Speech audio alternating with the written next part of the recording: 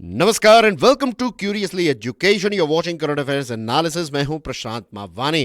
Dear friends, हमारे table पर काफ़ी इंटरेस्टिंग टॉपिक्स हैं। जैसे एक विषय ऐसा है कि क्या उर्दू जुबान जो है, क्या ये गद्दारों की भाषा है? सुप्रीम कोर्ट ने उर्दू लैंग्वेज पर क्या स्टैंड लिया है?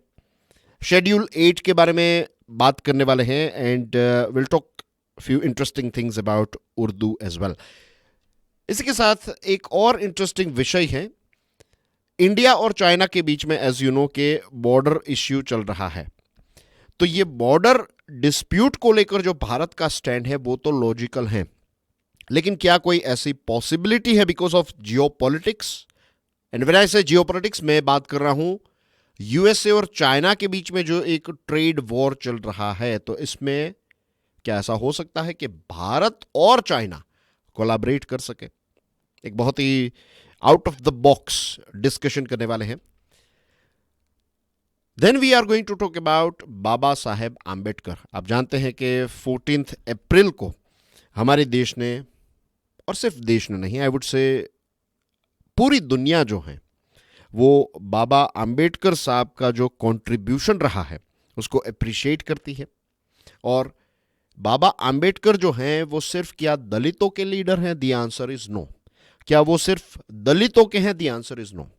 बाबा साहेब जो हैं वो पूरे देश के, हम सब के बाबा साहेब हैं। और उनका जो कंट्रीब्यूशन, उनकी जो लेगेसी है, उसके साथ जुड़ी हुई कुछ इंटरेस्टिंग चीजें डिस्कस करने वाले हैं। Then we are going to talk about एक ऐसा देश जिसके बारे में उतनी ज्यादा ग्लोबल लेवल पर भी डिस्कशन नहीं हो रही है, and this is a sort of global hypocrisy. अगर यूरोप में युद्ध चल रहा है तो पूरी दुनिया के न्यूज़पेपर्स जो हैं वो इस विषय को कवर करेंगे, फ्रंट पेज में इसको जगह देंगे। इजराइल के साथ जो भी अभी युद्ध चल रहा है, इजराइल और गाजा का, तो इसके बारे में भी काफ़ी सारी चर्चाएं होती है। लेकिन अफ्रीका के किसी देश में अगर इश्यू चल रहा है तो ग्लोबल मीडिया भी उसको उतना ज़्यादा अटेंशन नहीं देता और ग्लोबल कम्युनिटी भी उतना ज़्यादा अटेंशन नहीं देती है। तो क्या है सूडान की क्राइसिस, ये सारी चीज़ों को देखेंगे और इसका सॉल्यूशन क्या हो सकता है उसको भी देखेंगे। Then we have a topic about IMD, Indian meteorological department ने अपना मॉनसून का जो फोरकास्ट है वो रिलीज किया, मॉनसून 2025 ऑफ कोर्स। और इसकी इम्पैक्ट इकोनॉमी पर क्या होगी इसको देखेंगे, और इसी के साथ जियोग्राफी के साथ जुड़ी हुई कुछ चीज़ों को भी डिस्कस करेंगे। एंड दिस इंडिकेट्स कि जो आपके जो बेसिक सब्जेक्ट्स हैं जैसे economy, geography, history, general science, ये सारी चीज़ें जो हैं वो एक दूसरे के साथ जुड़ी हुई है, और आपकी जो तैयारी है ना वो इंटरडिसिप्लिनरी अप्रोच से ही आपको करनी है। मैं बात कर रहा हूँ कॉम्पिटिटिव एग्जामिनेशन की तैयारी की, ऑफ कोर्स, राइट। तो डियर फ्रेंड्स, ये सारे इंटरेस्टिंग विषयों पर आज हम डिस्कस करने वाले हैं। Let's start with the first topic. Let's start with Sudan. What lessons can be drawn from Sudan's failed transition from dictatorship to democracy? And how can these inform future efforts in post-conflict nations? ये एक बहुत ही interesting प्रश्न जो है वो general studies में आपको पूछा जा सकता है। सूडान का एग्जाम्पल देते हुए फिर आप इसमें म्यांमार के बारे में बात कर सकते हैं, आप इसमें बांग्लादेश के साथ जुड़ी हुई चीज़ें भी डिस्कस कर सकते हैं, या फिर उस दृष्टिकोण से भी इसको देख सकते हैं, राइट। अब सूडान की बात कर रहे हैं तो जैसे मैंने आपको बताया कि उतना ज़्यादा न्यूज़ में नहीं रहता है, तो हो सकता है आप में से बहुत सारे लोगों को सूडान एग्जैक्टली कहाँ पर है वो पता ना हो। तो आपकी स्क्रीन पर है सूडान का मैप, राइट। सूडान अफ्रीका का एक देश है, और यहाँ पर आप देख सकते हैं कि इजिप्ट जो है वो नॉर्थ में पड़ता है सूडान के, तो इजिप्ट के साथ एक बॉर्डर शेयर करता है। फिर अगर आप थोड़ा यहाँ पर ऑब्जर्व करेंगे then you will find Red Sea, जिसको लाल समंदर कहते हैं, और यहाँ पर आपको देखने को मिलता है सऊदी अरेबिया। रेगुलर स्टूडेंट्स को तो पता होगा सूडान के बारे में, क्योंकि ये जो अफ्रीका का मैप है, अभी कुछ दिनों पहले ही, कुछ हफ्तों पहले ही हमने अफ्रीका का मैप जो है उसको भी स्टडी किया था। तो मैं आज अफ्रीका के मैप में डिटेल में नहीं जा रहा हूँ, मैं सूडान पर ही फोकस करना चाहता हूँ यहाँ पर। तो यहाँ पर छोटा एक देश है एरिट्रिया, यहाँ इसको देख सकते हैं, इथोपिया है। Then you have South Sudan, ये एक अलग देश है। आई थिंक 2014 में ये सूडान जो हैं उसमें से साउथ सूडान एक अलग देश बन गया। और यहाँ पर आप देखिए सेंट्रल अफ्रीकन रिपब्लिक है, चाड, लिबिया, ये सारे देशों से घिरा हुआ है। लैंड लॉक्ड कंट्री नहीं है, एज यू कैन सी के रेड सी के साथ एक बॉर्डर भी शेयर करता है। यहाँ पर रेड सी की बात आई है तो I would like to mention one thing, इसके साथ जुड़ी हुई नहीं है लेकिन एक बहुत ही इंटरेस्टिंग फिल्म है जिसका नाम है red sea diving resort, right. अगर आपको ये जो स्पाई ऑपरेशन वाले फिल्म्स पसंद आते हैं तो उसको कभी देखिएगा, बहुत ही मस्त फिल्म है, right. Anyways, coming back to Sudan, तो खर्टूम इसका कैपिटल है और कैपिटल में से निकलती है ये नाइल नदी, राइट, जो सूडान होकर फिर इजिप्ट एंटर होती है और इजिप्ट से फिर मेडिटरेनियन सी में मिल जाती है। सूडान और मेरा एक कनेक्शन है, राइट, क्योंकि मेरी जो बहन है तो मेरे बहन जीजा जी और उनका परिवार जो है वो सूडान में रहते थे। फिर सूडान में जो क्राइसिस की शुरुआत हुई, पावर स्ट्रगल जो है वो स्टार्ट हुआ, दो जनरल्स के बीच में स्टार्ट हुआ, दो सबसे ताकतवर लोग जो हैं वहाँ के, उनके बीच में ये पावर स्ट्रगल स्टार्ट हुआ और अप्रैल 23 में सूडान जो है इसमें वायलेंस की शुरुआत हो गई। तो इसमें ऐसा हुआ कि सूडान की आर्मी वर्सेस सूडान की पैरामिलिट्री, इनके बीच में इश्यू हो गया, राइट।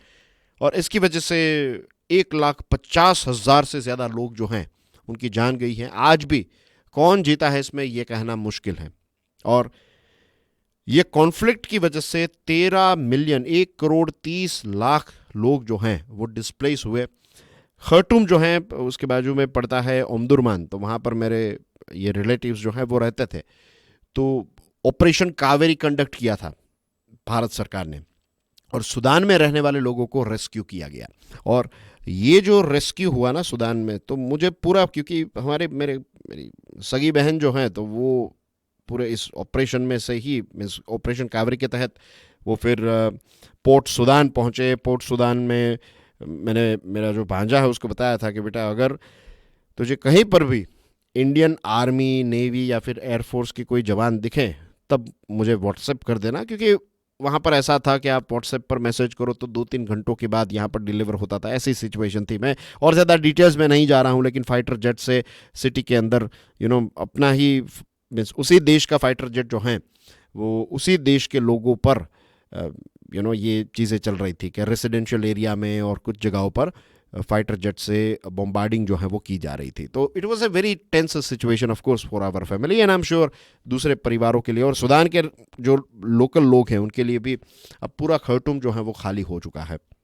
लोग इजिप्ट और अलग अलग देश जो हैं वो चले गए, सारी चीज़ें छोड़कर चले गए। चलिए, हमारे जैसे जो लोग हैं, राइट, इंडियंस जो वहाँ पर रहते हैं तो वो तो वापस इंडिया आ जाएंगे, लेकिन ये सारे लोग जो हैं उनका क्या होगा, जस्ट इमेजिन। तो एक फेमाइन जैसी सिचुएशन जो है वो हुई, फेमाइन यानी कि भूखमरी। और आप पिछले 4 सालों में देखेंगे तो this is world's first officially declared famine. आज के समय में फेमाइन की सिचुएशन हो रही है तो ट्रांसपोर्टेशन और ये सारी चीज़ों का ज़माना है और फेमाइन है, दैट मीन्स कि ये जब पावर स्ट्रगल होता है ना तो पिस जाते हैं इसमें साधारण व्यक्ति जो वहाँ के कॉमन सिटीजन्स हैं। अब आर्मी के चीफ जो है, इनका नाम है General Abdel Fattah al Burhan. इनको बुरहान कहा, means Burhan, he is famous as Burhan, तो जनरली इनका रेफर किया जाता है तो बुरहान कहते हैं कि बुरहान ने ये किया, बुरहान ने वो किया, एक्सेट्रा। तो ये जो बुरहान साहब हैं तो ही controls northern and eastern Sudan, और जो रैपिड सपोर्ट फोर्स जो RSF हैं, तो जो पैरामिलिट्री है, तो उसके हेड हैं मोहम्मद हमदान दगालो। तो ये जो दगालो साहब हैं ही कंट्रोल्स वेस्टर्न दारफुर, और कुछ जगहों पर RSF ने डिक्लेयर कर दिया है कि उनकी पैरेलल गवर्नमेंट चल रही है। आज भी फाइटिंग जो है वो वहाँ पर चल रही है। अब ये जो खर्टूम है कैपिटल जो है वो एक वॉर जोन में तब्दील हो चुका है, और इसकी भी शुरुआत अगर आप देखेंगे देन यू विल फाइंड के सूडान में एक ओमर अल बशीर नाम के एक डिक्टेटर थे, एक व्यक्ति थे जो प्रेसिडेंट हुआ करते थे, राइट। लगभग 30 सालों तक वो सूडान के प्रेसिडेंट रहे, सारा कंट्रोल उनके पास था। फिर 2019 में वहाँ पर मास प्रोटेस्ट होना स्टार्ट हुआ। वहाँ के लोग चाहते थे कि वहाँ पर सिविलियन गवर्नमेंट हो, राइट, और इलेक्शंस हो और ये सारी चीज़ें हो। ये जो सिविलियन गवर्नमेंट तो नहीं थी, ये ओमर अल बशीर की जो सरकार थी 30 सालों से ही वॉज प्रेसिडेंट, तो यू कैन इमेजिन। तो ये डिक्टेटरशिप से लोग जो हैं वो तंग आ चुके थे। तो फिर वहाँ पर प्रोटेस्ट स्टार्ट हुए और प्रोटेस्ट के बाद ओमर बशीर जो हैं उनको निकाला जाता है और उनकी जगह पर एक ट्रांजिशनल एडमिनिस्ट्रेशन की व्यवस्था हुई कि मिलिट्री और सिविलियन सरकार जो हैं वो मिलकर एडमिनिस्ट्रेशन में, सिविलियन और मिलिट्री मिलकर एडमिनिस्ट्रेशन करेगी और उसके बाद इलेक्शंस होंगे और उसके बाद एक सिविलियन गवर्नमेंट होगी, डेमोक्रेसी की शुरुआत होगी, एक नए युग की शुरुआत होगी सूडान में, ऐसा कुछ प्लान था। तो ये जो 2021 में एक कू हुआ वहाँ पर, राइट, और जनरल बुरहान जो हैं उन्होंने सिविलियन रूल को हटा दिया और सारा पावर जो है वो अपने पास रख लिया। लेकिन इस समय पर 2021 में ये आरएसएफ जो है, आरएसएफ और आर्मी ने मिलकर सिविलियन को हटाया और उसके बाद ऐसा हुआ कि आर्मी और आरएसएफ के बीच में इश्यू स्टार्ट हो गया। लेकिन इतनी सारी चीजें हो गई, फेमाइन जैसी सिचुएशन है, लेकिन इंटरनेशनल कम्युनिटी जो है ये सूडान क्राइसिस को लेकर चुप ही बैठी है। कुछ ऐसे रीजनल फैक्शंस है जैसे कि यूएई जो है वो आरएसएफ को सपोर्ट करता है, तो दूसरी तरफ रशिया, तुर्की, ईरान, कतार ये आर्मी को सपोर्ट करते हैं। आज भी कोई मिलिट्री सॉल्यूशन जो है वो नज़र नहीं आ रहा है। What we need immediate cease fire here, और इसी के साथ साथ वर्ल्ड कम्युनिटी जो है वो इसमें इंटरेस्ट ले और जेन्युइनली एक इंटरेस्ट ले कि अगर यूरोप में कुछ होता है, यूक्रेन और रशिया के बीच में युद्ध होता है, तो यूएसए उसमें आ जाता है और बहुत सारे देश जो हैं वो उस पर कुछ ना कुछ प्रतिक्रिया देते हैं, कुछ ना कुछ करते हैं। सूडान के बारे में आपको ऐसा सुनने को नहीं मिलेगा, और नॉट जस्ट सूडान, लेकिन अफ्रीका के देश में अगर कोई इश्यू चल रहा है, अफ्रीकन कॉन्टिनेंट के देशों में अगर कोई इश्यू चल रहा है तो उसको उतना ज़्यादा लाइमलाइट जो है वो नहीं मिलता है। लेकिन अगर यूरोप के किसी देश में ऐसी चीज़ होती है तो फिर पूरी दुनिया जो है उसके बारे में बातचीत करती है। तो ये एक ग्लोबल हिपोक्रेसी तो है ही। ये चीज़ आपको ऐसे कुछ डिस्कशन से, ऐसी कुछ चीज़ें जब हमारे सामने आती है ना, तब पता चलता है कि यहाँ पर हर रोज़ कितने सारे लोग मर रहे हैं लेकिन उनके बारे में कोई सोचता भी नहीं है। सो ऐसा नहीं होना चाहिए। एंड मुझे लगता है ये सारी चीज़ें जो हैं उसके पीछे one of the main reason जो है दैट इज़ के यूएन जैसे जो इंस्टीट्यूशंस हैं वो इतने वीक हो चुके हैं और इतने आउटडेटेड हो चुके हैं, इसकी वजह से ही ये सारी चीज़ें हो रही हैं। आई एम नॉट सेइंग कि यूएन का कोई काम नहीं, यूएन को अपग्रेड करने की ज़रूरत है। यूएन 1945 का इंस्टीट्यूशन है और आज 2025 में वही इंस्टीट्यूशन जो है वो चल रहा है, इसमें कोई ऐसे मेजर अपग्रेड्स नहीं आए हैं। तो इसका सॉल्यूशन है, मीन्स बहुत सारे सॉल्यूशंस हैं, उसमें से एक जो है दैट इज यूएन का अपग्रेडेशन हो, right. Now let's talk about another topic. This one is about rainfall, बारिश, monsoon. Critically analyze the implications of consecutive years of above normal monsoon rainfall on India's agricultural productivity and food security. Food security जो है ये society के साथ जुड़ी हुई चीज़ है, agriculture जो है वो इकोनॉमी के साथ जुड़ी हुई चीज़ है, और बारिश जो है वो जियोग्राफी के साथ जुड़ी हुई चीज़ है। देखिए, और ये सारी चीज़ों के लिए जो इस्तेमाल होता है फोरकास्ट के लिए, तो वो साइंस एंड टेक्नोलॉजी के साथ जुड़ी हुई चीज़। तो ये सारी चीज़ें जो हैं ये इंटर रिलेटेड ही होती हैं अगर हमारी दृष्टि है तो। This is just a small example. IMD जो है उसका एक प्रेडिक्शन आया है कि इस साल जो मॉनसून होगा, उस साल जो बारिश होगी, is going to be above normal. ये पूरे देश का एक क्या कहते हैं, एक जेनेरिक फोरकास्ट होता है, राइट, पूरे देश का। इसमें आपको ये भी ध्यान रखना है कि कुछ जगहों पर ऐसा हो सकता है कि बारिश जितनी होनी चाहिए उससे कम हो और कुछ जगहों पर जितनी होनी चाहिए उससे ज़्यादा हो। लेकिन ये सारी चीज़ों की एवरेज जब निकाली जाती हैं तो उस एवरेज को प्रेडिक्ट किया है आईएमडी ने अपने लेटेस्ट फोरकास्ट में। और ये दूसरा ऐसा साल है जब हमारे देश में रेनफॉल जो है it's going to be surplus, above normal होने वाला है। Last year it was somewhere around 8% above normal, इस साल का प्रेडिक्शन है 5% अबव नॉर्मल। तो इससे ये होगा कि जो खारिफ की फसल है उसके लिए ये एक अच्छी खबर है। और ख़ास करके सरकार जो है उसका फोकस होगा कि पल्सेस जो हैं, जो दालें हैं, तो इसका प्रोडक्शन काफ़ी अच्छा हो, तो इससे हमारा जो इम्पोर्ट बिल है वो भी कम होगा। और आपको याद होगा कुछ समय पहले ही हमने पल्सेस के बारे में डिस्कशन की थी। दिस इंडिकेट्स कि यहाँ पर जो हम विषय डिस्कस करते हैं ना, ये काफ़ी इंपॉर्टेंट रहता है। कई बार क्या होता है कि कुछ ऐसे विषय है जैसे कि पल्सेस के बारे में बात होती है तो मीन्स इतना ज़्यादा कुछ ऊपर लेवल पर स्टूडेंट को ऐसा लगता है कि ये इतना भी खास इंपॉर्टेंट टॉपिक नहीं है।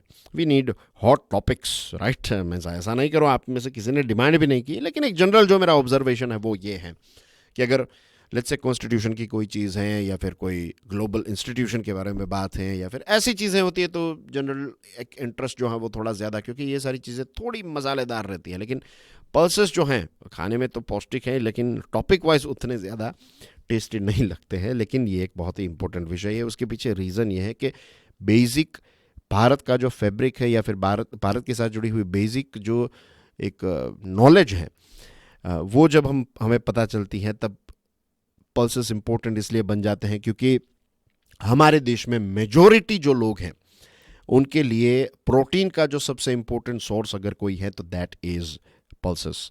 एंड यू नो के पल्सेस जो हैं वो खेतीबाड़ी के लिए भी अच्छे हैं, सोइल को रिपेयरिंग करने का काम जो है वो भी पल्सेस करते हैं। तो जब हमारे यहाँ पर इसकी पैदावार कम होती है तो फिर हमें इसको बाहर से मंगवाना पड़ता है, और जब ऑफ कोर्स कोई चीज़ इम्पोर्टेड है तो ट्रांसपोर्टेशन का कॉस्ट और ये सारी चीज़ें मिलाकर ये एक्सपेंसिव हो जाती है, और फिर हमारे देश के जो मेजॉरिटी लोग हैं उनके प्रोटीन का सोर्स अगर एक्सपेंसिव है तो they will avoid protein, they will avoid pulses.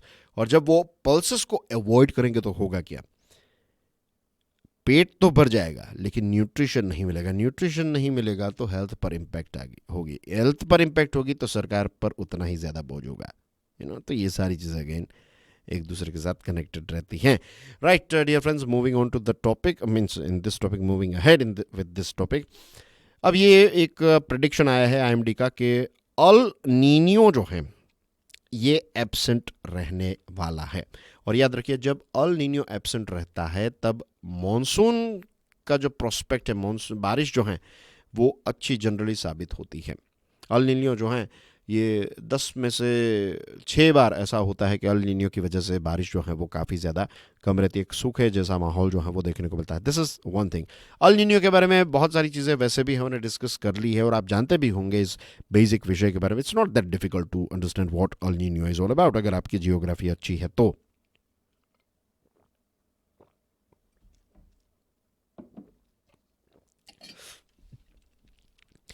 एक दूसरी जो चीज़ है, शायद बहुत कम लोगों ने इसके बारे में सुना हो, this is called Eurasian snow cover. जो यूरेशियन वाला रीजन है यहाँ पर, pay attention, this is a very very important point.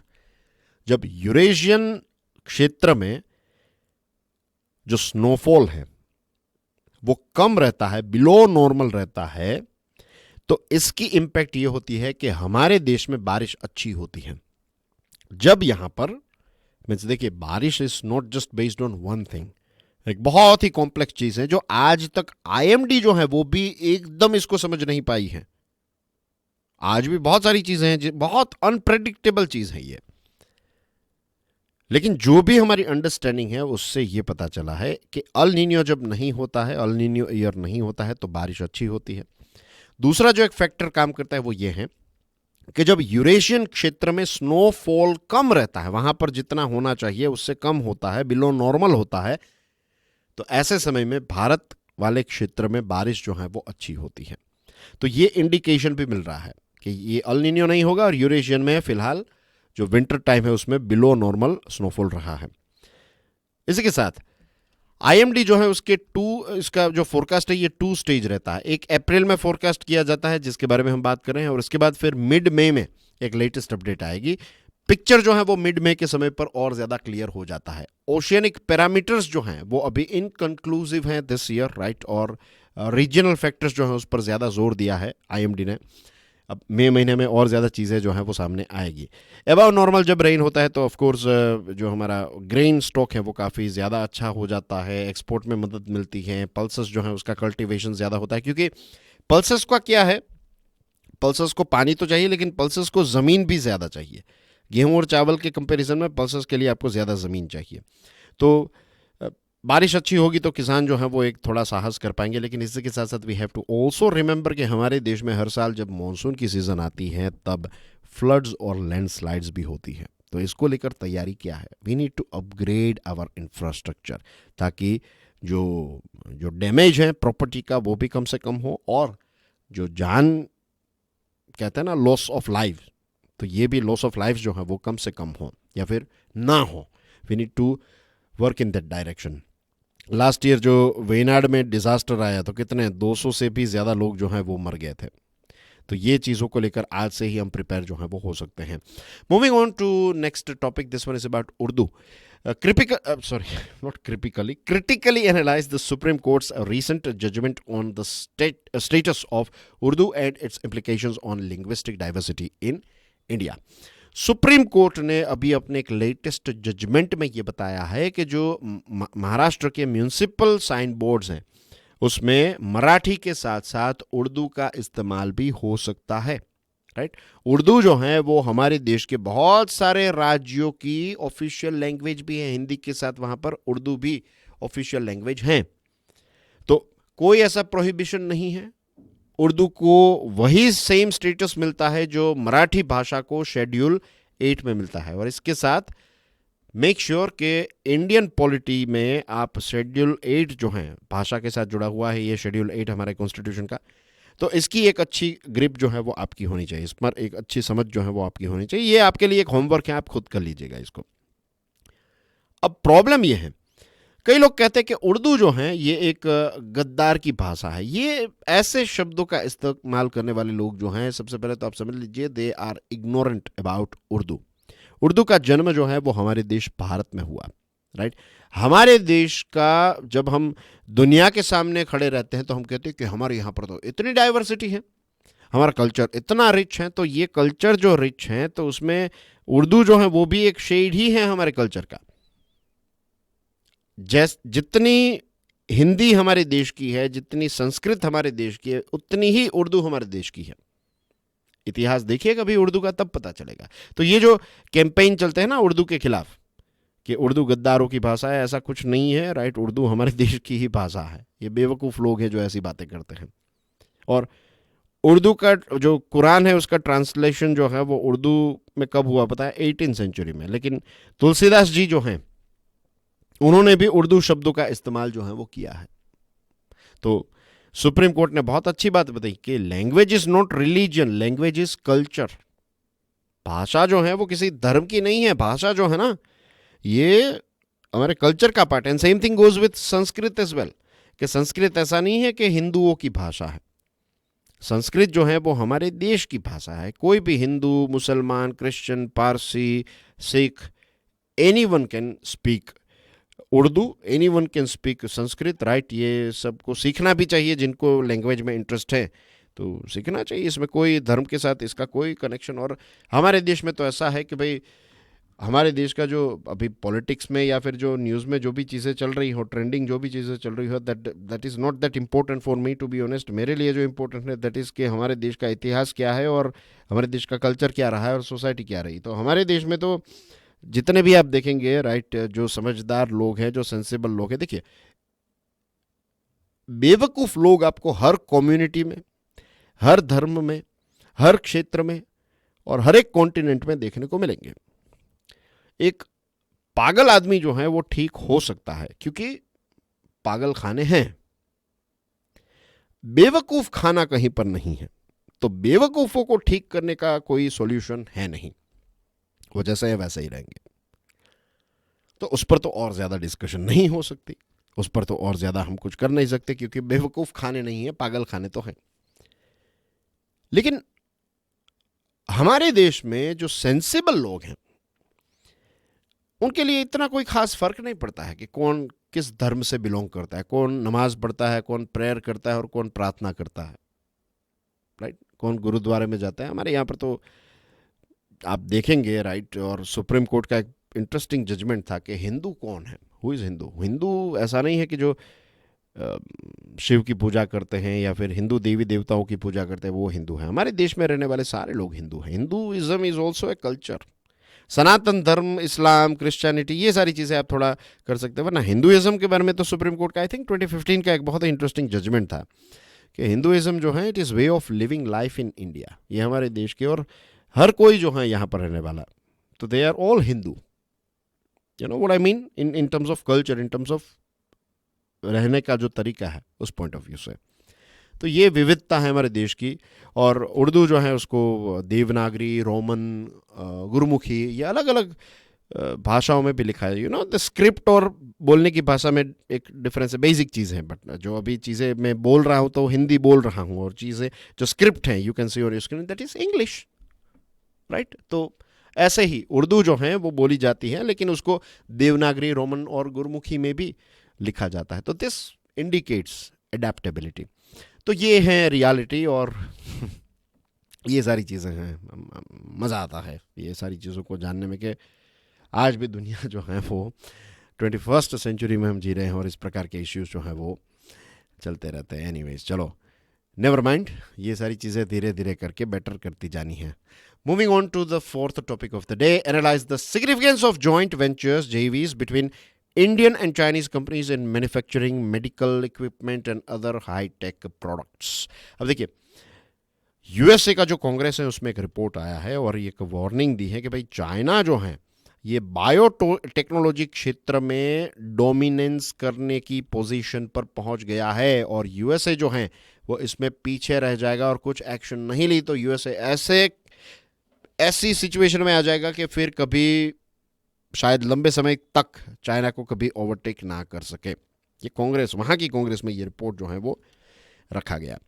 और ये बात भी सच है कि आज artificial intelligence, robotics, drones, quantum tech, EVs और बहुत सारे ऐसे क्षेत्र हैं जैसे biotechnology and there are so many other things जिसमें चाइना का डोमिनेंस है। क्योंकि चाइना की जो एक पॉलिसी रही है, जैसे हमारे देश में मेक इन इंडिया है, तो वैसे एक मेड इन चाइना 2025, राइट, एक लंबे समय से चाइना जो है वो इस चीज़ पर फोकस करता आया है कि उसको मैन्युफैक्चरिंग में, और मैंने बताया था ना आपको कि उनका जो लेटेस्ट क्या कहते हैं उसको, पंचवर्षीय योजना जो है चाइना की, तो उसमें उन्होंने ये तय किया है कि now they are going to focus on service sector और डीप टेक्नोलॉजीज और इन सारी चीज़ों पर वो ज़्यादा फोकस करने वाले हैं। वेस्टर्न रेस्ट्रिक्शंस रखे गए थे चाइना पर, तो चाइना ने क्या किया, चाइना आत्मनिर्भरता पर और ज़्यादा उतर गया और टेक्नोलॉजी में लगभग आज आत्मनिर्भर ही हो चुका है। यूएसए को डायरेक्ट टक्कर दे रहा है, अब सोचिए। और एक समय पर ऐसा लग रहा था कि यूएसए को कोई चैलेंज नहीं कर सकता, लेकिन आज ऐसा है, बहुत सारे क्षेत्रों में चाइना जो है वो डायरेक्ट चैलेंज कर रहा है। और चाइना ने क्या किया, जब पैसे आए तो अलग अलग फॉरेन की कंपनीज जो हैं उनको खरीदने लगे। तो जब आप कंपनी खरीदते हैं ना, तो उसके साथ उसकी जो टेक्नोलॉजी, उसका स्टाफ, ये सारी चीज़ें भी आपके पास, उसका एक्सेस मिल जाता है आपको। और फिर यूएस ट्रेंड पर्सोनल जो हैं तो उनको हायर करके अपनी कैपेबिलिटीज़ को एक नए लेवल पर चाइना लेकर गया।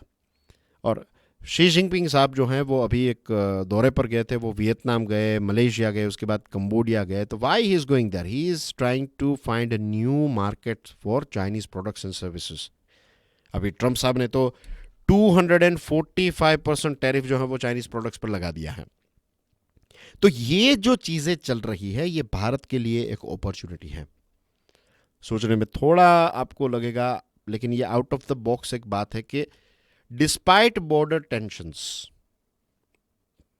पूरी पॉसिबिलिटी है कि चाइना और इंडिया जो हैं वो कुछ ऐसे क्षेत्र हैं जहां पर कोलैबोरेट कर सकते हैं। देखिए, भारत का जो स्टैंड है उसका मैं विरोध नहीं कर रहा हूं। I thoroughly agree with the stand of Indian government कि जब तक आप बॉर्डर वाला एरिया शांत नहीं करेंगे तब तक दूसरी चीज़ों में आप एक्सपेक्ट कर रहे हो कि हम बिजनेस करें आपके साथ और फिर आप दूसरी तरफ से हम पर गोलियां बरसाए, तो ये चीज़ एक्सेप्टेबल नहीं है।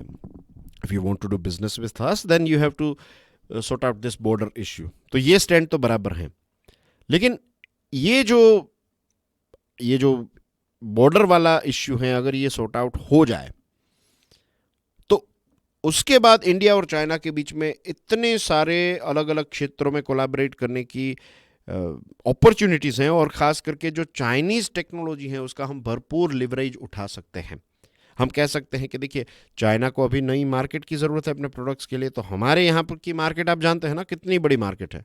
तो मार्केट हम प्रोवाइड कर सकते हैं, लेकिन ऐसा ही नहीं देंगे, सिर्फ आपके प्रोडक्ट्स यहाँ पर नहीं आएंगे, आपको वो टेक्नोलॉजी हमारे साथ शेयर करनी पड़ेगी जो आपके पास है। एक समय पर जो यूएसए के साथ चाइना ने किया वही चीज़ जो है हम चाइना के साथ कर सकते हैं कि आपके प्रोडक्ट्स यहाँ पर आए, इट्स ओके, लेकिन वो चीज़ें, टेक्नोलॉजी हमारे साथ शेयर कीजिए और वो चीज़ें हम यहाँ पर बनाएंगे और फिर आप वो चीज़ें जो हैं वो हमारे यहाँ पर बेच सकते हैं। तो biotech, medical equipment, renewable energy, ऐसे बहुत सारे क्षेत्र हैं जहाँ पर जेवी करना पॉसिबल, जेवी यानी कि जॉइंट वेंचर जो है वो करना पॉसिबल है। इसी के साथ साथ we have to be very very smart in ring fencing sensitive areas.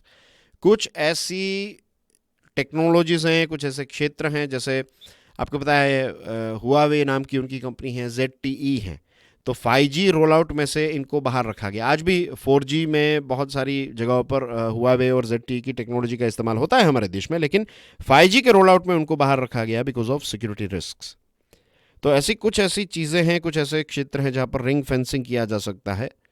आज देखिए चाइना का Xiaomi, वीवो, ओप्पो, ये सारी चीज़ें भारत में ऑपरेट हो रही हैं, तो दूसरी हाईटेक टेक्नोलॉजी क्यों ऑपरेट ना हो। और यूएसए जो है वो हमेशा हाईटेक जो हाई एंड टेक्नोलॉजी है वो भारत के साथ शेयर करने में एक रिलुक्टेंट रहा है, वो इतना इजीली हमें नहीं दे रहा है ये चीज़ें। तो मार्केट अगर हम प्रोवाइड कर रहे हैं तो हमें चाहिए वहाँ की टॉप टेक्नोलॉजी, इज़न्ट इट। इसी के साथ अभी हम बात कर रहे थे ना वो यूनिवर्सिटी वाला, हार्वर्ड वर्सेस ट्रंप, जो टॉपिक हमने डिस्कस किया था। तो जो यूएस ट्रेंड इंडियन प्रोफेशनल्स हैं उनको यहाँ पर हम एक अपॉर्चुनिटी और प्लेटफॉर्म प्रोवाइड करें तो that can be a big game changer as well for us, right. तो वी कैन बेसिकली ये एक अपॉर्चुनिटी है चाइना के साथ अगर, but again we have to keep in mind कि बॉर्डर वाला इश्यू सॉर्ट आउट हो जाता है तो। और इसी के साथ साथ जो चाइना का एस्पियोनाज प्रोन सेक्टर है, जो स्पाइंग और ये सारी चीज़ें, जो डेटा चुराना, ये सारी चीज़ें, तो इसमें भी हमें we have to be very very careful with China where we deal with China, ये सारी चीज़ें हैं। Okay, moving on to the last topic of the day dear friends, this one is about doctor Ambedkar. Discuss how Dr. Ambedkar's emphasis on social democracy complements political democracy and why it remains crucial for achieving equality in modern India. बाबा साहब के बारे में बहुत सारी basic चीज़ें आप जानते होंगे, उनका जन्म कहाँ पर हुआ, कैसे उनके जीवन में उनको स्ट्रगल्स देखने पड़े, राइट। ये सारी चीज़ों में मैं नहीं जा रहा हूँ क्योंकि वो सारी कॉमन नॉलेज हैं। आज हम इनके बारे में इसलिए बात कर रहे हैं क्योंकि अभी 14 अप्रैल उनका बर्थडे रहता है। 2025 को हमारे देश ने 135th बर्थ एनिवर्सरी सेलिब्रेट की हमारे बाबा साहेब आम्बेडकर की, राइट।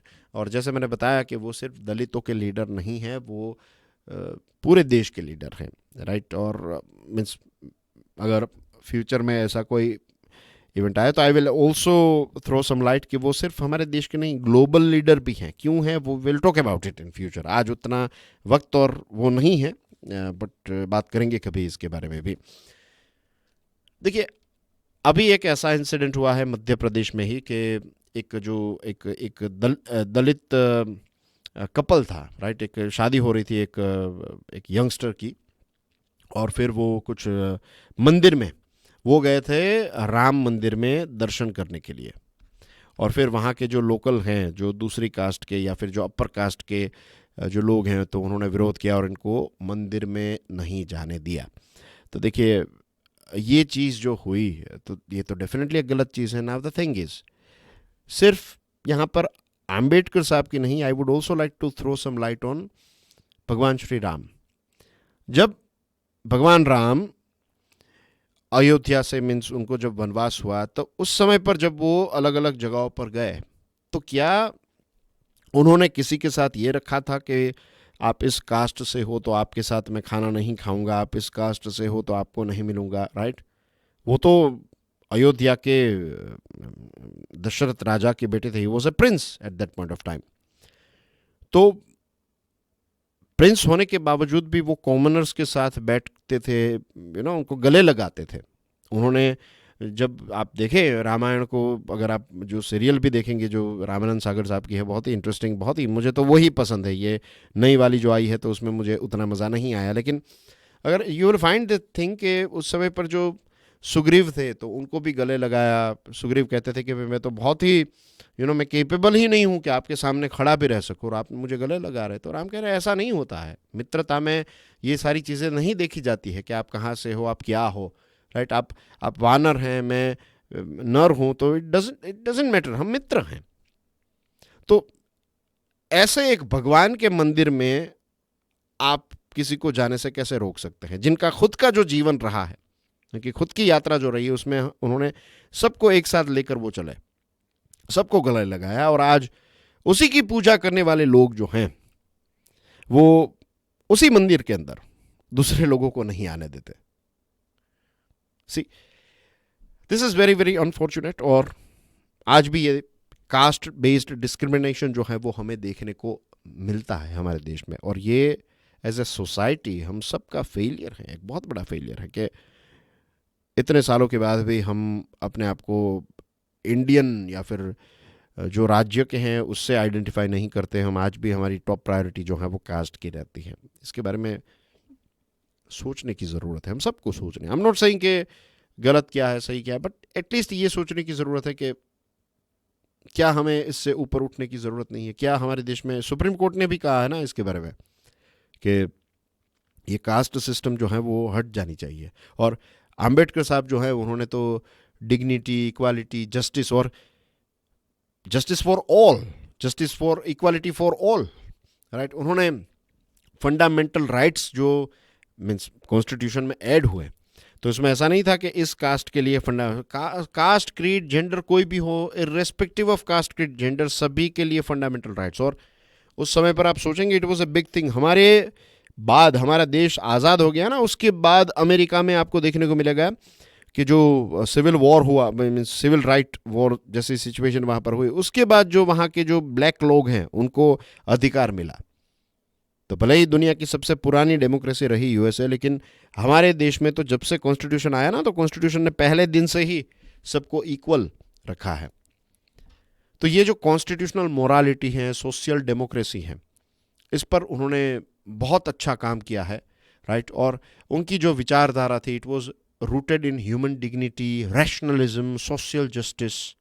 और आज भी उन्होंने जो काम स्टार्ट किया है वो आज भी फिनिश नहीं हुआ है। आई एम नॉट सेइंग के के किसी के अधिकार छीनकर किसी को, ऐसा नहीं है। कॉन्स्टिट्यूशन जो है हमारा, उसमें जो चीज़ें लिखी गई हैं बस उसको इम्प्लीमेंट ही करवाना है, दैट्स इट। लेकिन it is very very difficult, क्योंकि जो कॉन्स्टिट्यूशन मेकर्स हैं उन्होंने भी ये कहा है कि दुनिया का कितना भी अच्छा कॉन्स्टिट्यूशन आप लिख ले, लेकिन उनको ऑपरेट करने वाले लोग अगर सही नहीं होंगे तो फिर दुनिया का बेस्ट कॉन्स्टिट्यूशन जो है वो बेस्ट नहीं हो सकता, एंड या फिर बेस्ट नहीं लगेगा, या फिर रिजल्ट डिलीवर नहीं करेगा। And same thing goes other way around, कि अगर कॉन्स्टिट्यूशन थोड़ा बहुत वीक भी है लेकिन इम्प्लीमेंट करने वाले लोग अच्छे हैं तो वो चीज़ें जो है वो काफ़ी अच्छी हो जाएगी। सो हमारे देश में कॉन्स्टिट्यूशन काफ़ी अच्छा है, राइट। और लकीली जब से देश आज़ाद हुआ तब से लेकर आज तक बहुत सारे अच्छे लीडर्स जो हैं अलग अलग पार्टीज़ के, अक्रॉस ऑल पार्टी, सारी पॉलिटिकल पार्टी के अंदर अच्छे अच्छे लीडर्स आपको देखने को मिलते ही हैं। तो बहुत सारे लोगों ने अच्छा काम किया, लेकिन आज भी ये काम जो है वो ख़त्म नहीं हुआ है। ये काम जो है वो हमें आगे ले जाना है। गांधी जी, बाबा साहेब, वल्लभ भाई पटेल, भगत सिंह साहब, right, and there are so many others. आज मैं अगर कुछ नाम नहीं ले रहा हूँ तो ऐसा नहीं है। सुभाष चंद्र बोस साहब हैं, राइट, रानी लक्ष्मीबाई हैं, and there are so many others, right. उन्होंने जो देश का एक सपना देखा है, तो क्या वो देश आज हम बना पाए हैं? नहीं बना पाए हैं। क्या वो समाज बना पाए हैं? नहीं बना पाए। हमने कुछ नहीं किया, नहीं, हमने किया है, but we need to do bit more. We in the sense we Indians, all of us, we need to do our bit. And that's basically everything in today's discussion, dear friends. Thank you very much for your constant love and support, dear friends. I request all of you कि इस video को अगर means पसंद आया है तो of course hit the like button, and please do drop A comment के discussion जो होती है हमारी, तो उसमें कौन से आर्टिकल्स, कौन सी ऐसी चीज़ें हैं जिसने वैल्यू एडिशन का काम किया। इसी के साथ साथ प्लीज़ मेक श्योर कि आप इस सीरीज़ को, इस वीडियो को दूसरे स्टूडेंट्स के साथ शेयर करें, उनको इसके बारे में बताइए कि how it is helping you and how it can help them. तो इसकी व्यूअरशिप बढ़ेगी। तो जैसे मैंने आपको बताया, आप जानते हैं रेगुलर स्टूडेंट्स तो ये काम हर रोज़ करते हैं, लेकिन कुछ ऐसे स्टूडेंट्स हैं जो आज भी वीडियो देख लेते हैं लेकिन दे डोंट टेक एक्शन। तो ऐसा मत कीजिए। You don't know how powerful you are, you don't know how your sharing will help, you don't know how your comment will help. ये सारी चीज़ें जो हैं ये यूट्यूब के एल्गो में आएगी, और उसके बाद बहुत सारे ऐसे स्टूडेंट्स जब इसके साथ जुड़ेंगे, and you will find this thing कि एक बार मीन्स एक सस्टेनेबल लेवल पर पहुंच गया, उसके बाद आई विल नेवर से कि भाई आप इसको कीजिए, उसके बाद ये ऑटोमेटिकली होने लगेगा, उसके बाद ये काम खत्म हो जाएगा, उसके बाद वो चलेगा, ये चलता रहेगा। ऐसा भी नहीं है कि इसको हमें एक दिन में करोड़ व्यू चाहिए, इतना ऐसी कोई नहीं है, राइट। लेकिन जो आ रहे हैं उतने नहीं, 4 डिजिट में तो मिनिमम होने चाहिए, राइट। 5 डिजिट में हो जाए तो it is very good, it is very good for its sustainability, long term sustainability के लिए इट इज़ वेरी इंपॉर्टेंट कि ये per day 5 digit, in the sense let's say minimum 10,000 views जो हैं वो ये ग्रैब करी ये सीरीज़। एंड मुझे पूरा विश्वास है कि इसका एक पोटेंशियल है। आई एम नॉट सेइंग कि it is better than other, right. ये ऐसा नहीं है कि उससे अच्छा है, इससे अच्छा है, नहीं, ऐसा कुछ नहीं है, राइट। सभी अच्छा ही है, सभी मेहनत ही कर रहे हैं, सभी टीचर्स जो हैं वो बच्चों को पढ़ाना ही चाहते हैं, उनका भी कंट्रीब्यूशन है। लेकिन मुझे ये सीरीज़ जो है उस पर ये भरोसा है कि it can create a big difference in all those viewers. उनका सबसे इम्पोर्टेंट जो मैं जोर देता हूँ that is critical analytical skill, और आत्मनिर्भर बनाने की दिशा में ही इसको बनाया जाता है कि लॉन्ग टर्म में आप खुद सोचने लगे, आप खुद क्रिटिकल एनालिसिस करने लगे और एग्ज़ाम्स क्रैक करें और देश में एक कंट्रीब्यूशन करें। सो इसका एक long term vision, and you will find that thing. If you want to know more about it तो इसका डिस्क्रिप्शन एक बार पढ़िएगा इस वीडियो का। So that's basically everything from my side. Thank you very much for your love and support. God bless you all. Jai Hind.